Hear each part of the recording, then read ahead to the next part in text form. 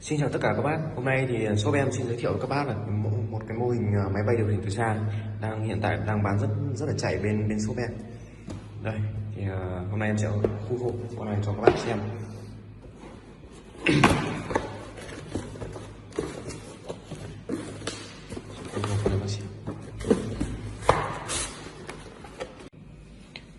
Ok thì một bộ sản phẩm của em nó thì gồm những cái này đây. Một con máy bay, một quyển sách hướng dẫn sử dụng. Rồi, không thể thiếu nhân vật chính của chúng ta, chiếc máy bay này, và điều khiển này. Đây là tốc độ của nó bay thẳng, đây là điều chỉnh sang hai bên. Đấy, thì cái này theo mình sẽ lắp vào sau. Tiếp đây là phụ kiện, thì phụ kiện của nó bao gồm cái phần này là phần đuôi máy bay này, thì sẽ lắp vào đây. Đèn nép này thì chúng ta sẽ sử dụng cho ban đêm. Đấy, đây là đèn nép thì chúng ta sẽ sử dụng cho ban đêm. Đây, cánh quạt, hai cánh quạt, dây sạc và cục pin. Đấy, thì ở trên đây chúng ta có hai cánh quạt để thay thế này, một bộ đèn nép để lắp vào ban đêm này, bay này. Thì chúng ta sẽ test luôn.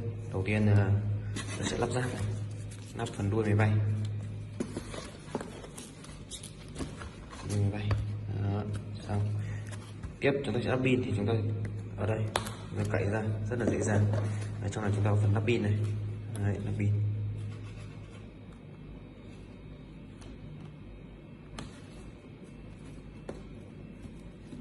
Rồi, anh em theo đèn đã nhấp nháy rồi này.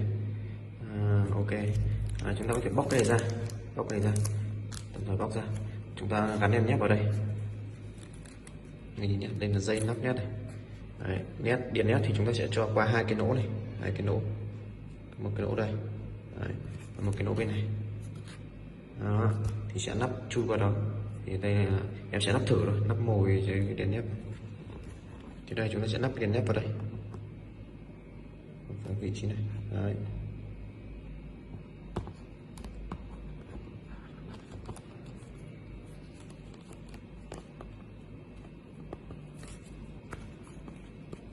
Đó, nó sẽ nhấp nháy.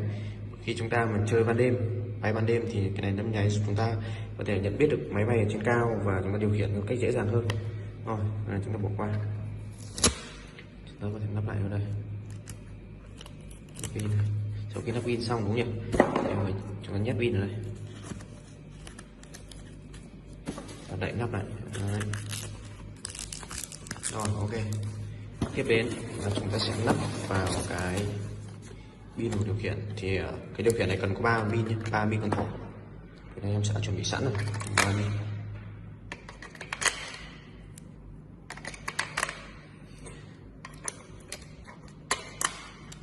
Trung bình thì con máy bay này nó sẽ bay được liên tục trong vòng 30 đến 40 phút. Đấy. Khi đầy pin cho được bay 30 đến 40 phút. Test luôn. Đó, đây là cái quạt, chúng ta quay rất là tít.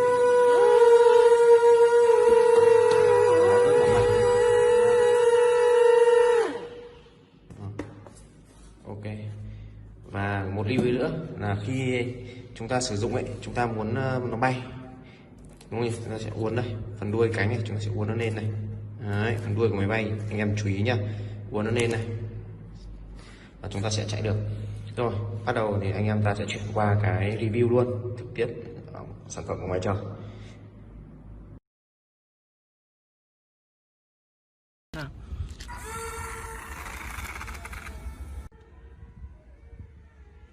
Rồi, cái bay lên đây.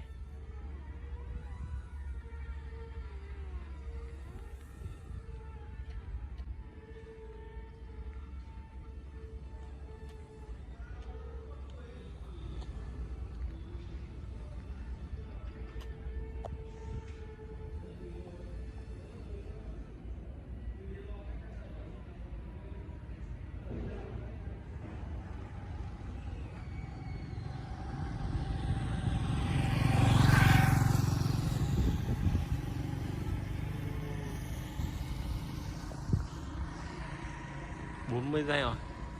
Chưa, úi giời, đằng núi xanh vẽ luôn.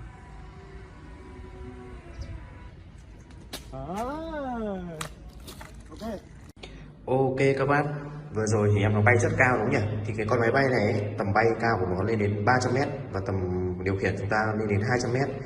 Tức là khoảng cách để điều khiển máy bay lên 200m và độ cao là 300m. Thì máy bay có thể bay liên tục trong vòng 30 phút trên bầu trời anh em nhé. Và thời gian sạc pin thì cũng rất nhanh thôi, sạc khoảng độ 1 tiếng đồng hồ đến 1 tiếng rưỡi là đầy pin rồi. Đấy. Và giá của em nó, giá niêm yết của em nó là 600.000 các bác nhé, 600.000 một em, đầy đủ full phụ kiện và miễn phí ship cho bác trên toàn quốc. Đấy, có một số bác thì trước đây có một số bác điện cho bên em ấy thì là bảo là máy bay không bay được, thì mua với giá 900, 800 thì hoàn toàn không phải hàng của bên em nhé. Các bác đã bị một hớ và nó đắt và nó không bay được thì hàng đến bên em không biết và không đảm bảo chất lượng. Thì riêng con này em cam kết các bác nào bay được 100%, các bác thử hàng, test hàng, các bác cứ làm theo hướng dẫn như trên là sẽ bay được. Còn không bay được các bác trả về cho em, và em thậm chí em có đem tiền cho các bác cơ. Ok, thì số điện thoại em để trên video, các bác đặt hàng để lại comment bình luận hoặc là kích vào đường link bên dưới thì nhân viên của bên shop sẽ có người sẽ gọi điện và tư vấn miễn phí cho các bác. Xin chào và hẹn gặp lại các bác ở các video sau.